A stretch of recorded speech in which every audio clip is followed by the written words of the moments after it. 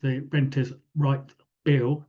It's now currently, it's going to be Renters' Rights Act. It's all been signed off and everything is moving forward. Does anybody know which date this comes in? Yes, so this act now comes in, takes effect from the 1st of May. Thank you, 1st of May 2026. The local authorities get their powers to start issuing fines, funnily enough, on the 27th of December. So I don't know how their powers come into force before the actual act come into force, but there must be some mechanism within that. So I'll just move on a little bit. So this presentation was originally done by our business manager, Laura, 15 years with family homes, expertise across the business, level 4 trained, residential lettings and property management, level 3 awarded in sales, passionate about legislation and compliance. She looks after compliance and our banking and all our money and things like that. So her skill set really suits that.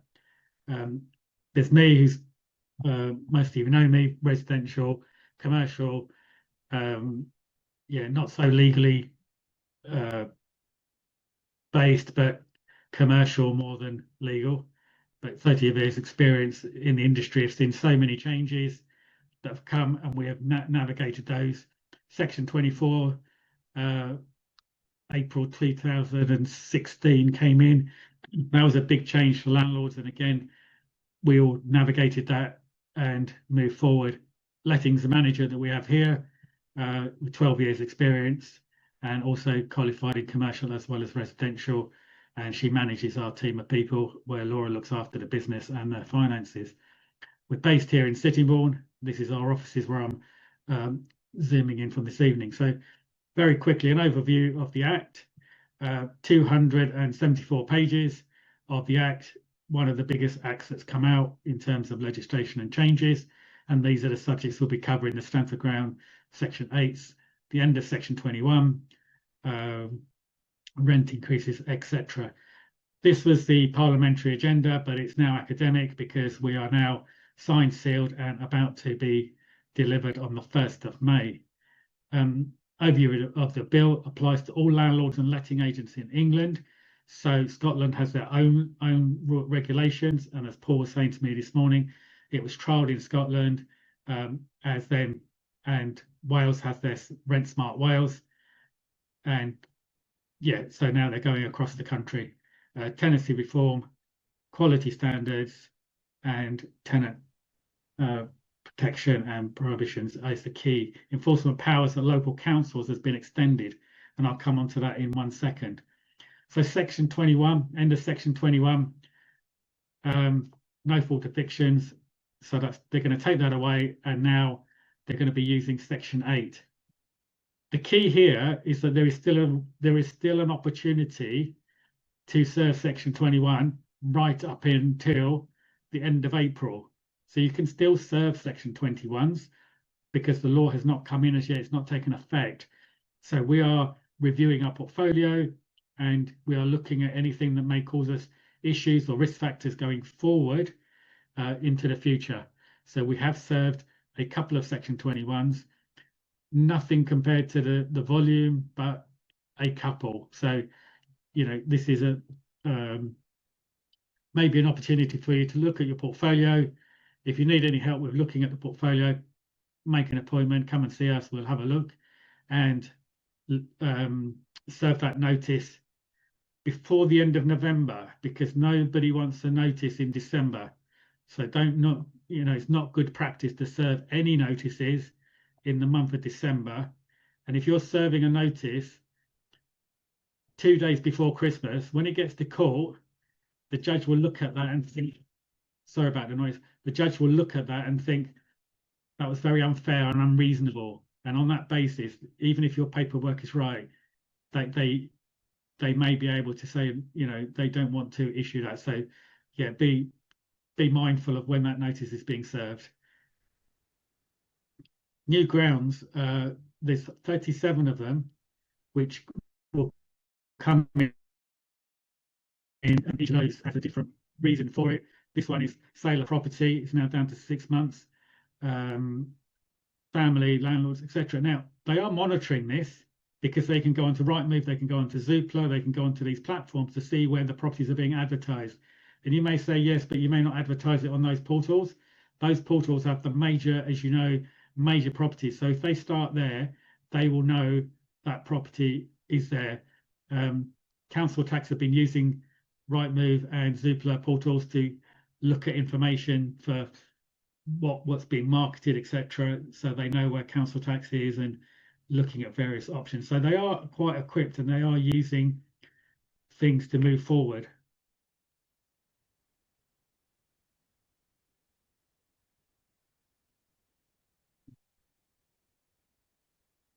So notice period adjustment, 4 months notice for sale to move in, 4 weeks notice for serious rent arrears, and 2 weeks notice for antisocial behaviour. Again, I'll need to check those because those may have changed. As I say, my slides, I've just used the previous one.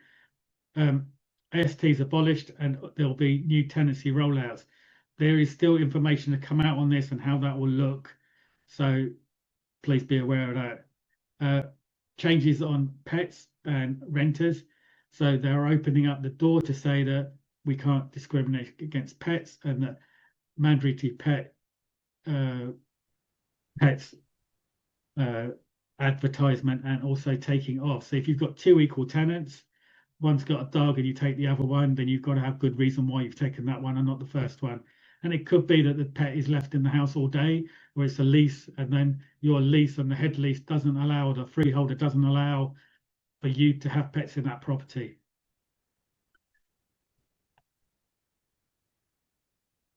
This again is trying to make everything fairer for the tenants, so that housing benefit tenants, if they're having housing benefits, etc., that they are not discriminated against.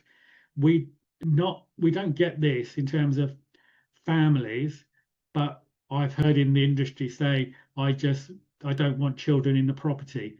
But with our branding of family homes, we always welcome families because we know that if we get them at the right time, maybe the children are just starting secondary school, they don't want upheaval for the next 6 years. So most of the properties people will stay. Our average tenant left is over 10 years. So people do stay longer with families. But yeah, the government felt that it needed to make a law to say families are welcome. But so some landlords must have thought, well, no, we don't want families in our properties. I don't know why that would be the case. Sorry. Right, there's going to be an introduction of landlord omnibus, so that there is a redress scheme operating, just like letting agents, estate agents. If they're not happy with our service accountants, if they're not happy, there is another level that they can go to and get advice. So we would have to join that.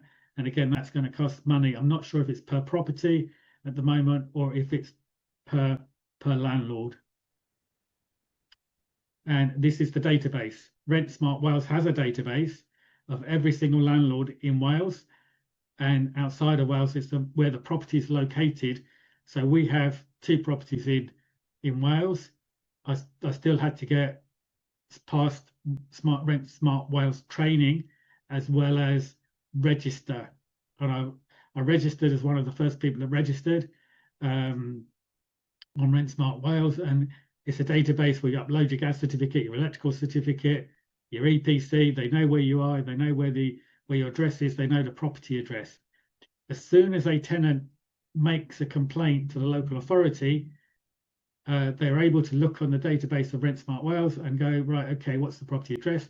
They check the EPC. They check the gas cert, the electrical cert. They check all that information, and then they know where the landlord details are, which again can be a benefit if the landlord is at distance. Ours is 200 miles plus away, and of course that is a benefit that they know where the landlord is. And so if they need to contact us, that can be very, very easily. The database does allow that for money to be collected. So for training, for registration, all that, there are fees which help them to operate. And along with that, they are trying to get more enforcement and that enforcement action and powers helps to increase the standards, but is, that's where the database is, that they know where the landlords are and what they do and how they're operating. So if you are not, if you don't join the private renter scheme, as this will be, you will find it hard to serve notices on tenants, because that's been the first place they look at. So these are the penalties which will be coming in, up to £7,000 for initial minor offences. So the local authorities will have the powers to go and serve notices on landlords. If those landlords then consistently or on numerous occasions continue, then that penalty can go up to £40,000 for breaches of the Act. Rent repayment orders going to be coming in, so tenant has the right to claim rent up to 12 months. So this comes in where the tenant feels that they've been misdone, or something's happened in the tenancy, repairs haven't been done, etc., etc. So there are lots of things coming in that affect us as landlords. Appreciate that we're a letting agent, but we're finding that the previous days of renting out a property and taking the tenancy agreement from WH Smith and copying it 50 times and saying there's your tenancy agreement has definitely gone. So self-managing landlords, either single or multiple properties, self-managing landlords, it is very much like pulling your own teeth out rather than going to the dentist, because there is a level of skill, expertise, knowledge, etc., etc., that is required now to let a property out and then manage that property going forward. And we're finding that it's becoming much more technical, and the level of skill that we're required to train our team is vast compared to working in the same industry 10 years ago. I'm sure you'll agree with that, because we've had 2015, we had the Act come in for, I can't remember the name of it, but 2015 there's a major Act came in. 2007 we've had deposit protection schemes, we've had tenant fee bans in 2019. So lots of acts are coming, and currently we are working at about 170 laws of Parliament that we have to adhere to. So I can't see how single landlords of one property would know all that information and how they will be able to manage that property to the required standard. But if they want to put themselves at risk, then so be it.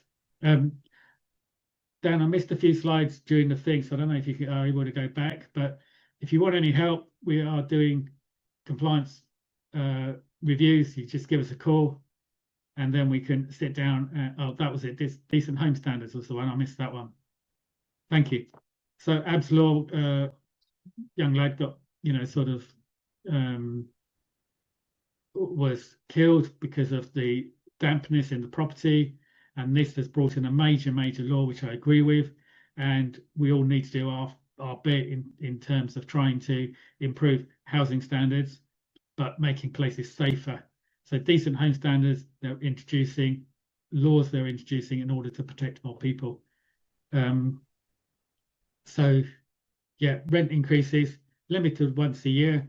We only do once a year anyway, and it's 2 months notice required. Tenants can challenge that, and it must be no more than the market rental. So and you need to evidence that. So that is partly controlling the market, but I don't think it applies to new tenancies. So on a new tenancy, you could review the market and then try and get the little bit more rent if you're that way inclined. So we've covered those, covered that. So yeah,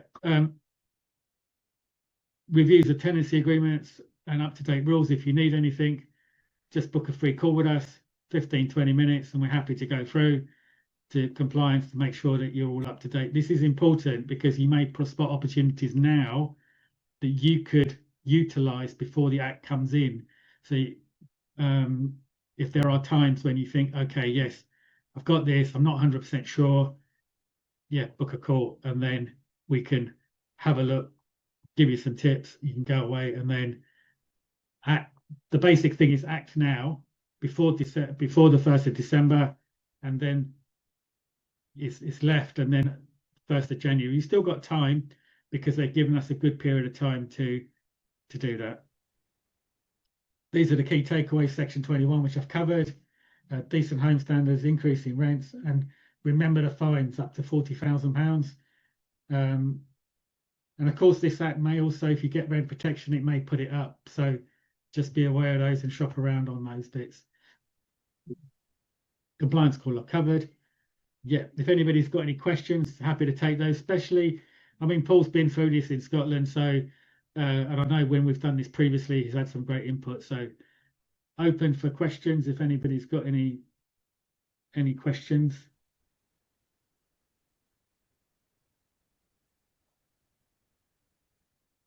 Over to you, Dan.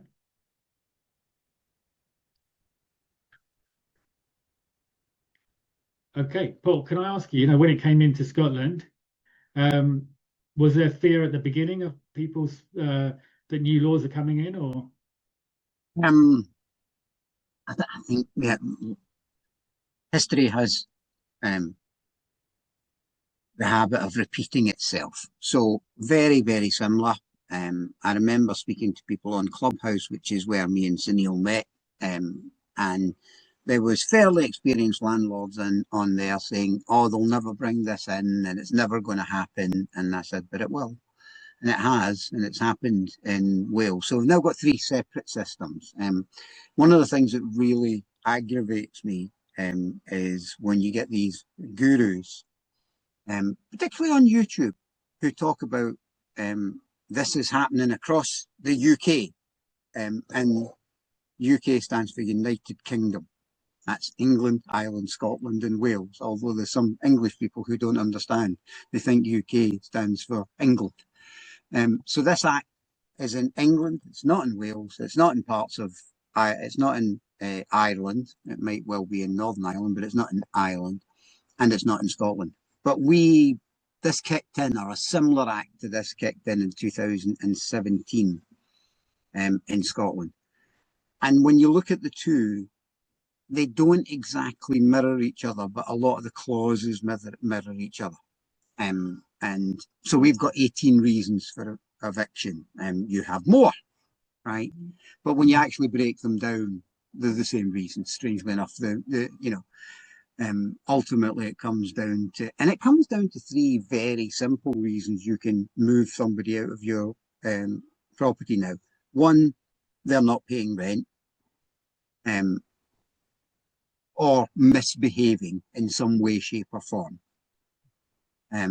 2, you are taking the property back to put a family member in it, or 3, you're taking the property back to sell it. And whilst there's 18 here and almost double that amount down south, it really comes down to those 3. They're the 3 key reasons that you can take it back. And that's the thing that I think most Scottish landlords have an issue with. Because if your tenant is behaving themselves and your tenant is paying their rent, and you don't intend to move into the property, and you don't intend a family member to move into the property, and you don't have a good reason to sell it, then it's their property. And I think a lot of people in principle disagree with that. They disagree with the idea that the tenant it essentially controls the property and you don't anymore. That isn't where the vast majority of landlords in Scotland have had the issue. It's the tribunal system. So what's happening, and what we've seen happen, and what we've got the evidence of, is so someone goes to tribunal, and it can take up to 12 months quite easily because we've got a backlog of cases. for that decision to be made. So you can be 12 months, arguably with no rent paid, or somebody, making a real mess of your property day by day. And it can take up to 12 months to get a decision on that. Sometimes it's taken actually 18 months to get a decision on that. And then and in any procedure, court procedure, or any tribunal procedure, there is always the opportunity to appeal that decision on both sides. So that means that a tenant can have a decision against them. They can appeal that decision. A decision can go against them again, but they can get perhaps another 6 months living in your property, either damaging that property, causing severe havoc to the neighbourhood, or not paying you rent. Anybody that's not concerned about that is not thinking about this in any detail. Now, what I've heard since it came in Scotland, since a similar act was brought in Wales, and since the new act's been brought in and previously in England, is as long as you've got a good tenant, why would you ever want them to leave anyway?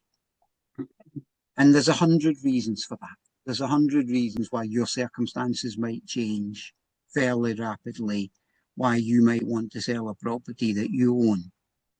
And I think one of the things that's always appealed to people about this industry is that you buy something and it's then yours to do with what you want. And nobody can now deny that we're losing a percentage of that control. Now, you're either comfortable with that or you're not comfortable with that. And one of the reasons I wanted to kind of come on and do this tonight, because there's a lot of people talking about the new renters' rights bill, is because I think you have two people who are diametrically opposed on the panel. When something like this came in, very similar to this came in Scotland, I decided to get out of the private rental sector. It wasn't for me anymore. There was better places I could put my time, my effort and my money, with customers that I could still control, and goods and shackles that I could control. Sunil sees this as an opportunity. He sees it as an opportunity to buy more properties, as somebody was saying earlier on, from smaller landlords or people who don't want the grief anymore. And he sees it as an opportunity to be a very, very good landlord and meet all of these rules and conditions. And I think realistically what you have to decide for yourself, not because I've decided for you or not because Sunil's decided for you, which one of those categories you fit into. Because this is my final statement. There is no middle ground anymore. There are no accidental landlords anymore. Although I never knew how you became an accidental landlord in the first place. I was speaking to a friend of mine about this who said he's an accidental landlord because he was left with a property when he bought a new one. I said, was you not left with a car when you bought your new car? He said, yes. I said, well, why don't you have an accidental car rental firm then? I didn't understand. Anyway, so I see some people got that and it's went completely over other people's heads anyway. But, my sense of humour in it. So there's no middle ground anymore. There's no accidental being a landlord. This is a real business now, and it has much stronger legislation than many other businesses. And you, not me, not Sunil, you need to decide if this is for you going forward. But you don't want to accidentally fall into this legislation because it could accidentally bankrupt you. Back to you, Sunil. Excellent. Paul, thank you for, first of all, encouraging me to do this evening. And that last statement, or the advice you've given this evening, is brilliant, because it is challenging out there, and it's not going to get better. It's not going to get easier. It's just going to get harder. So you're either in or you're out. And this is the opportunities to say, yes, we're in or out, because the fines are so big at a time of change, it's also important to make sure you've got funds around you. Maybe there's opportunities to be had. Maybe things will happen. Maybe things will occur where you inevitably, you're fined for something and you didn't even know about it. We are expected to know the law, but things would happen, and you just need to protect yourself to make sure that you've got funds around you. So build up a little treasure pot or some cash around you so you can look at the changes, look at the opportunities. Like Paul says, you may think of selling, and that's okay. People are out there looking. We can give free valuations. We can help you to market those properties, find buyers with a tenant in the property, etc., etc. So have a look at all those things. Lots of opportunities. Anybody got any other questions before we close this evening? Yeah, I had one question. Hi, Sunil. Hi, you okay? Yeah, fine. Yeah, I had one question, something different. 1.5 years back, I sold a property that was a 5-bed HMO. So we had to refurbish it, and I had applied for HMO license, and then we sold it. And after that, the person who purchased the property, they applied for HMO license, and council says that no, one of the room is smaller. So they gave only 4-bed HMO license to them. Mm-hmm. So recently they sent letter to us that this value of the property has reduced from 230 to 170. So we should refund 60,000 to them. Have we come across such things? Sorry, you exchanged and completed? Yeah, 1.5 years back. And did you sell it as a 5-bedroom HMO? Yeah. Did you sell it with a licensed 5-bedroom HMO? At that time, we had applied for HMO license, and license was not issued, and they were in hurry in buying. Also, we also wanted to sell it, and at the end of the day, they had to apply again. So they thought, okay, seems to be okay, and So they purchased the property where the application had gone in. Yeah. But the license hadn't been granted, correct? Yeah. Okay. And in your heart of heart, do you believe that the application and the room sizes were to the required standard? Yeah. Yes, it was there. But what has happened that council, even another property which we had 6-bed HMO, and they said that one of the room is slightly smaller and they wanted modification, and we did it. And then they have agreed and they given 6-bed HMO license. And same thing, perhaps they need to do it. And we told to them that if you are interested, we can help it. We can discuss the council what really changes need to be done it. But they are not interested. So when you made the application was made in your name? Initially, yes. Yeah. When you say initially, did you change that? No. Yeah, our name, yeah, our company, yeah. Okay, so that's the benefit to you, because a HMO license needs to be made in the person, the operator. It can change, so that's good. What did the contract say? Did it say licensed HMO? Did it say HMO, or did it just say a house? Nothing, yeah. I think the contract is important. What they signed on the contract is extremely important. Paul, do you have a view? I wouldn't comment on this on a pre-recorded Zoom that may end up on YouTube, because you could say something here that's prejudicial to your own case. So you're not speaking about this in the wisest place at the wisest time, because everything that you are saying about this, if this turns out to be a legal case, you could prejudice yourself by a statement that you make on this Zoom. Yeah, so good point. I am not your solicitor. I am not anybody's solicitor, but I would advise that you didn't ask questions like this on a publicly recorded forum. I would tend to agree with Paul. For your own sake, Krishna, that is very, very sound advice.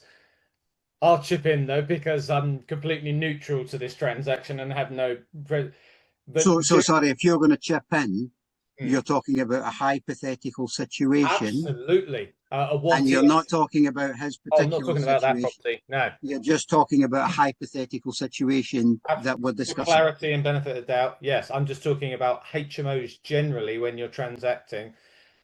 One thing that bothers me as a HMO investor for nearly 20 years now is when a sales agent says, oh, it's a licensed HMO. There is no such thing as a licensed HMO other than to the person that owns it, because the license is non-transferable, whether it be Scotland's, England's, Wales, whatever. It's based on the person that is trying to operate the HMO. So if they have a dodgy criminal record, let's say a person that was buying a HMO from me, my HMO has been run as a HMO license for the last 15 years. They come along, but they've got a blemished criminal records for some reason. They wouldn't pass necessarily what they call the fit and proper person. So there's always an element of responsibility sat with the buyer to do their own checks to make sure that they can use the property for the purpose they intend to. That is why they have a solicitor representing their side, do they not, Paul? You know, because it's you have a solicitor representing your side in the transaction, but the buyer should very much have a solicitor representing, their side as well. I can talk from personal experience. There was a particular case where I've seen a solicitor hadn't picked up a small matter where they hadn't checked the council tax, sorry, not council tax, the stamp duty rating for a property, and it was in years gone by where there were areas where stamp duty was exempt. Now, a solicitor should have checked that as part of their due diligence checks and all the rest of it. It ended up this particular buyer who bought the house ended up getting a £2,500 refund because the solicitor hadn't quite checked the details themselves. Now, that's not to badmouth solicitors, but it is very much caveat emptor, buyer beware. Whoever the buyer is, I'm not saying me or you or whoever, but whoever a buyer is, they have to do their own due diligence in order to satisfy themselves. Now, in a HMO, obviously there are minimum room sizes, as you know, Sunil knows, and everyone else on here knows. It wouldn't take too long to work out whether a room was suitable or fit for that purpose or not. And we'll leave it at that. Thank you. And I'll make one general comment. And as a general comment, it's not related to this specific incident or the specific case or these specific people, but I'll make one general comment. And the general comment is that if someone's, and I see HMOs misadvertised all the time, and they're advertised as, quote, HMOs. Property should be advertised as, this property is a 5-bedroom, 4-bathroom, large living room, large kitchen, previously licensed as an HMO. And that's how any property should be advertised.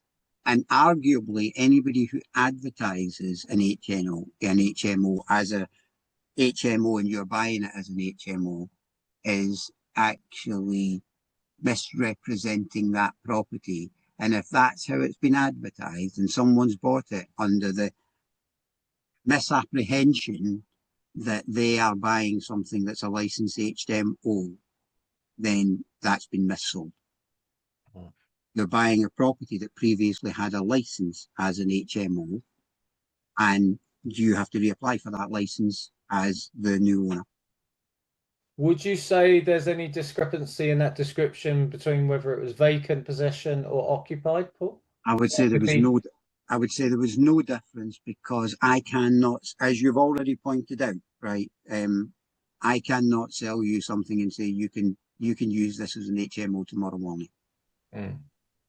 Yeah, I think it's my license. Yeah. Can I just pick up another point from the chat as well? RB, I don't know who RB is, but there's a point in the chat. The government can legally list landlords, but private landlords cannot legally blacklist tenants. And this touches on the whole point of the Act that started in Scotland and went to Wales and then now come to England, right? There was a point in time, and I can remember it because I'm that old, right, where a landlord and a tenant were equal. That is no longer the case. You're no longer an equal with your tenant. Your tenant's no longer an equal with you. You are seen now by except for everybody except for HMRC, every other part of the government except for the HMRC, sees you as running a business, and your tenant, right, as being a customer. And customers have customer rights. And the bit of legislation that you're pointing out there is true in every business. I can't open a sweetie shop on the corner, right, and say, don't let Mr. Brown in because he's a shoplifter. I'm not legally allowed to do that. There was recently a shop that was prosecuted for having a picture of a shoplifter in their window.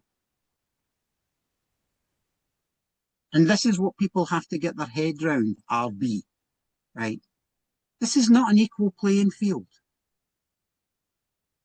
You are a business and you have to look after the consumer because the consumer has consumer rights, but you don't have any business rights against the consumer. And that's the difference between these part-time would-be accidental landlords and real business people. We know that it's not an equal playing field, and neither it should be an equal playing field. I don't want Tesco's putting a blacklist against me as a consumer who's went to their shop. And you shouldn't be able to have a blacklist against tenants either, because they're not tenants anymore. They're now customers. And you're not a landlord anymore. You're now a business person. And that's part of what these acts are to put through to people. This is not an equal playing field. You're running a business. And they are consumers, consuming your product. And they have consumer rights. And one of those consumer rights is anonymity. And God forbid that as consumers, me, you, and everybody else, when we go into the local shop or we go in to buy a car or we go in to pick up a bag of crisps, that we don't have the consumer right to stay anonymous. So the idea there should be blacklists against our tenants, against our customers, against our consumers, goes against every law in this country. But I think the problem is there's been so many amateurs in this industry for so long. They thought you and the tenant were equal. You're supplying a service product, and the customer is a consumer. Back to you, Sunil. Thank you. Brilliant. Some great advice there. In summary, review what you're doing. As I said, if you need help, reach out. Serve notice before the end of November if you're going to serve any notices, and then leave it for 1 month. Don't do anything in December. And then again, if you need to do anything in January, you'll still have time. If the Section 21 is served, that will continue throughout until the end of it. Tenant selection is going to be even more critical, because we do say it's easy to put a tenant in and it's very difficult to get them out. That's under the current law. It's going to be even more difficult under the new laws. So tenant selection, is going to be critical. If in my situation, I think I'd rather have a property empty for another month to ensure that I get the correct tenant, because it's going to be costly to get them out later. So just be aware of all those things. Great advice there, Paul, on the advertisement in terms of a HMO previously let as a HMO, or previously had a HMO license, etc. So the wording again is critical when you're doing any of those things. just some announcements. We are kicking back off in January full force in terms of in the room meeting. The Apple Yard, you may have heard, where we've been going for the last 3-4 years, has closed down last week on Sunday. So we are looking for another venue. And we used to be at the Holiday Inn. I know some of the people here came to those when we first did those at the Holiday Inn. So we'll be talking to them and various other venues. So Louise is organising that all for the new year. The Zooms will continue on the 3rd Wednesday of every month. And next month is being December. We don't have an in-house, we don't have an in-room meeting, but Louise and Dan will put out the invitation if anybody wants to join us at a local restaurant or something. We're doing nothing fancy this year, just get together, networking and a meal, and that's it. But yeah, if you've got any ideas, suggestions for how we can enhance this, improve this, the Property Millionaire, then please reach out to me or Louise or to Dan, and give us your thoughts, and then we can incorporate those. Thank you for this evening. Thank you, Paul, for your advice, help, and guidance. We really appreciate that. And again, one more time for encouraging me to do it this evening, because it just it brings me back out into wanting to get things done. So appreciate that. Thank you, Dan, and we'll see you all very soon. I'll make one more comment just to wrap up. Sorry, I was going to say, Paul, over to you. Okay. So the government have given you a 6-month window in England